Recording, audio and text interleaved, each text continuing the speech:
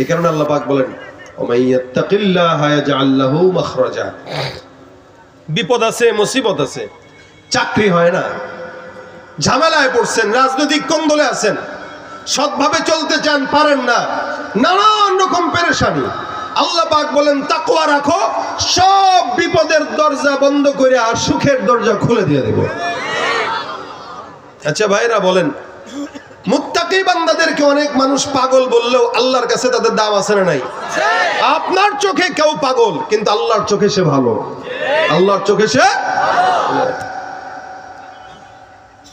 যেই ব্যক্তিটা তাকওয়ার সবক নিয়ে কবরে যায় তার মতো চালাক আর কেউ নাই। আর যে টাকা আছে, বাড়ি আছে, ক্ষমতা আছে, নারী আছে, সব আছে, লেকিন তাকওয়া নাই, আল্লাহর মহব্বত নাই, আল্লাহকে চিনে নাই, নবী বলেন ওর মতো ফকির নিয়ে আর কেউ নাই। বাদশাহ হারুন রশিদের নাম শুনছেন আপনারা? শুনছেন তো এমনি এমনি, তার জীবনী তো জানেন না। মুসলিম বিশ্বের একচ্ছত্র বাদশাহী বাদশাহ হারুন রশিদ করেছেন। শুধু বাদশাহ ছিলেন না, হক্কানি, রব্বানি এবং অনেক বড় বুজুর্গ ছিলেন।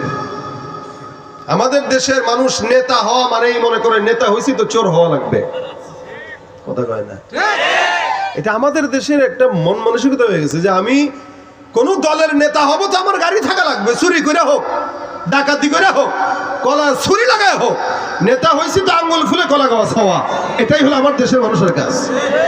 কিন্তু নেতা হওয়া মানে ফকির হওয়া, এটাই ছিল সাহাবা ইকরামদের আদর্শ।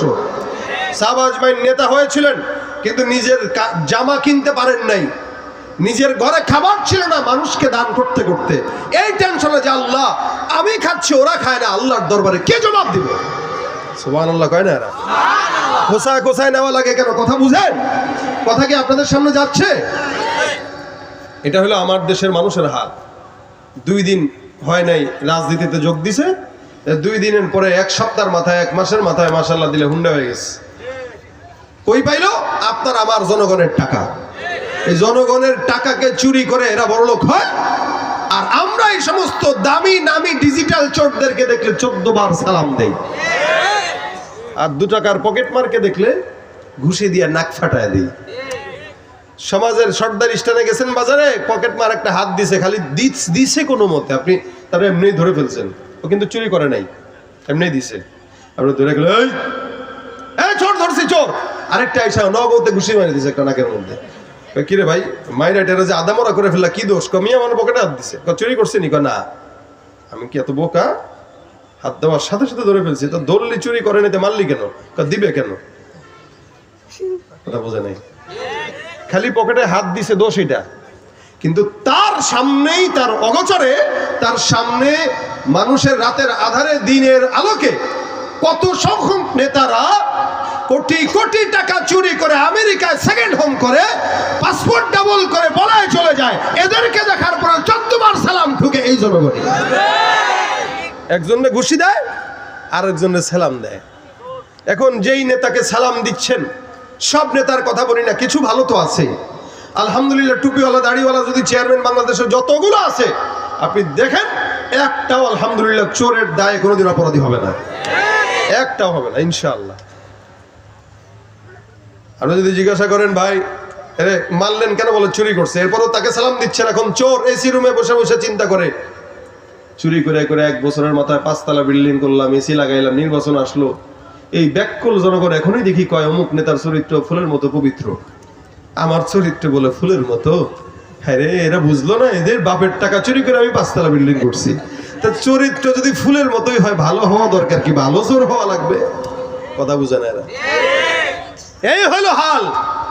এই জন্য আল্লাহ বলেন ইয়া আইয়ুহাল্লাযীনা আমানুত্তাকুল্লাহ ওয়া মান ইয়াত্তাকিল্লাহা ইয়াজআল লাহু মাখরাজা। এই বান্দার তাকওয়া অর্জন করো, মুত্তাকি বান্দা। ওই যে বলতেছিলাম, মুত্তাকি যদি হওয়া লাগে বাদশাহ হওয়া, মুত্তাকি হওয়া বাদশাহ হারুন রশিদের মতো। ওনার জামানায়, ওনার সময়কালীন একজন আল্লাহওয়ালা ছিল, নাম তার বাহলুল। এই বাহলুলটার অবস্থা এমন ছিল, বাদশার দরবারে যখন মন চায় তখন যায়, কোনো বাধা নিষেধ নাই, যখন মন চায় তখন যাবে, যখন মন চায় তখন বাদশার সামনে কথা বলে। একটা মানুষের সঙ্গেও তার কোনো নিয়ত লাগে, একটা অনুমতি লাগে না যাও ঢোকার জন্য। বাহলুল পাগলা একদিন বাদশার কাছে গেছে। বাহলুল পাগলা বাদশার সামনে যায় বসলো। বাদশা ডাক দিয়া বলে, এ পাগলা আসছস নি? বলে হা। ভালো মন্দ খবরাখবর জিজ্ঞাসা করে। হঠাৎ করে বাদশা তার একটা লাঠি দিয়া গায়ের ভিতরে কয়, পাগলা রে লাঠিটা দিলাম, এই লাঠিটা নিয়ে তুই তোর কাছে রাখ। পাগলায় ডাক দিয়া কয়, হুজুর লাঠি দিয়া কি করব? বাদশাহ হারুন রশিদ ডাক দিয়া বলে, বাহলুল এই লাঠিটা তোর কাছে দিলাম, যেদিন তোর চাইতে বোকা মানুষ পাবি তার কাছে এই লাঠিটা দিবি।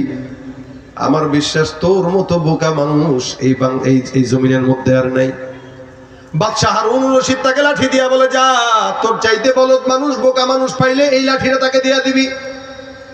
হারুন রশিদের কথা সুন্দর করে মেনে নিয়ে বাহলুল পাগলা লাঠিটা নিজের কাছে রাখে। এই লাঠিটা দিয়ে এদিক সেদিক যায়। অনেক দিন পরের কথা, একদিন বাদশাহ হারুন রশিদ অসুস্থতায় সাকরাতুল মউতের মধ্যে শুয়ে আছে। এমন একটা অবস্থা, মনে হয় মৃত্যু আসবে আসবে ভাব। এদিক দিয়া বাহলুল পাগলা সুন্দর করে বাদশার খবর শুনে আসলো।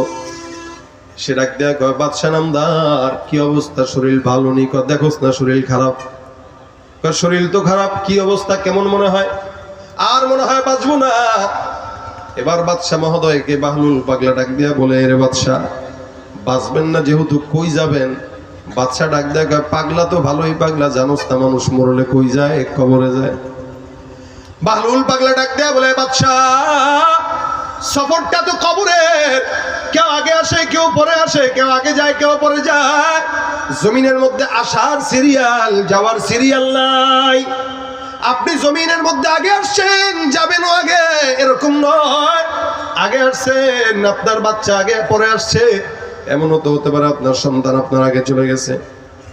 তবে সফরটা কোন জায়গা? আর বলে কবরের সফর। বলেন তো কবরের সফরে যাওয়া লাগবে কি লাগবে না? আপনি যাবেন, আমি যাব, মনে হয় নেতা যাবে না। এই দুনিয়াতে সব বিষয়ের উপরে মতানৈক্য, মৃত্যুর উপরে কোনো মতানৈক্য নাই। প্রত্যেকটা মানুষ মরণশীল, আল্লাহ পাক সবাইকে মরণ দেয়। বাহলুল পাগলা ডাক দেয়া বলে, যে সফরের মধ্যে যাবেন ওই সফরের জন্য সৈন্যবাহিনী পাঠাইছেন নাকি? বাহলুল পাগলা ডাক দেয়া কয়, সৈন্যবাহিনী পাঠাইছেন। বাদশাহ হারুন রশিদ বলে, পাগলা পাগলামি যায় নাই, বোকামি যায় নাই। কবরের সফরের মধ্যে সৈন্যবাহিনী কিসে? বলে, কে কবরের সফরটা কয়দিনের? বলে, চিরস্থায়ী। চিরস্থায়ী সফরের মধ্যে যাচ্ছেন, সাপ বিচ্ছুর জায়গা, ও জায়গায় যাবেন, আপনার সৈন্যবাহিনী নাই। কয়দিন পর আপনি যে খাবেন, খাবার জন্য কিছু পাঠাইছেন? বলে, না না, খাবারের জিনিস পাঠাই নাই, সৈন্যবাহিনী পাঠাই নাই। পাগল, কবরের জগতে বান্দা খায়ও না। তুই কবে বুঝবি পাগলা এখনো পাগলামি করে যাস, বোকামি করে যাস।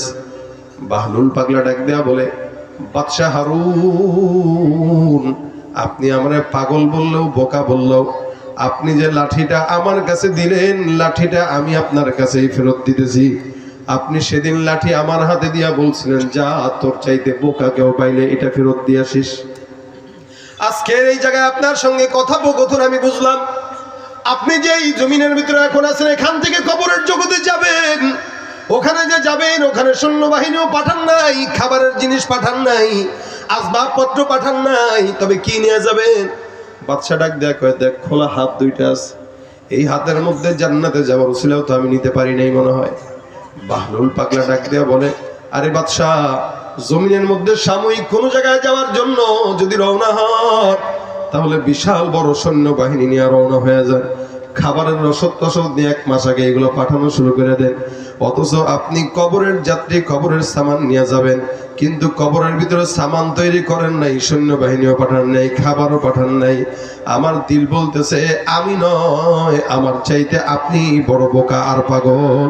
সুতরাং এই লাঠিটা আপনাকে পাগল অনুযায়ী আজকে আপনার কাছেই ফেরত দিয়ে দিলাম।